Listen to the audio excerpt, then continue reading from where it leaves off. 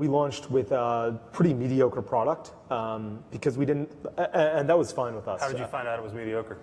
Customers told us, and they were not shy about telling us. We had a low repeat purchase rate. I think our average review was something like 3.8 stars. And what happened is that we quickly realized that there was a need for better for you deodorant, and customers were willing to pay a higher price for it. But we also realized that we didn't have that product.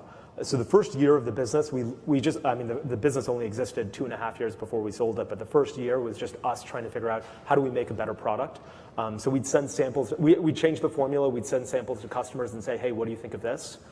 Because we didn't have enough customers to do like real statistically significant A/B tests. And we got feedback, and then in May 2016, we launched a better formula. And then I think we basically quintupled revenue between May and December of 2016 because we knew that we had a better formula. Customers told us that. But that product development doesn't end. It's not like we're like, okay, we have a good formula, we can sit on our laurels and and sell natural deodorant. We're like, how do we make this even better? We want to be head and shoulders above everybody else, and they're trying to catch up with us. JC, what about you? Your mattresses better than they were in 2012?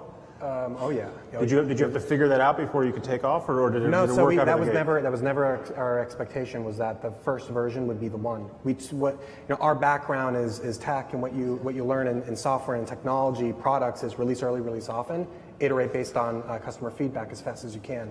So that's what we did with our very first model. So if I compare our return rate from day one to now, massive difference. We measured customer satisfaction and sprinted on iterating. Firstly, you need to find a manufacturer that can even work with you at the speed you need to go. You need to talk to every single customer in the very beginning and have a good feedback loop. And then from there, you need to iterate and make improvements to your product. So whereas our return rate was in the double digits, now is one of the industry's lowest, if not the lowest of 4%. What was your biggest surprise going from software to bed manufacturing? How slow it moves. Yeah. So which you could have seen coming, though, right? No, it's true. Yeah, we just didn't know how slow it would move.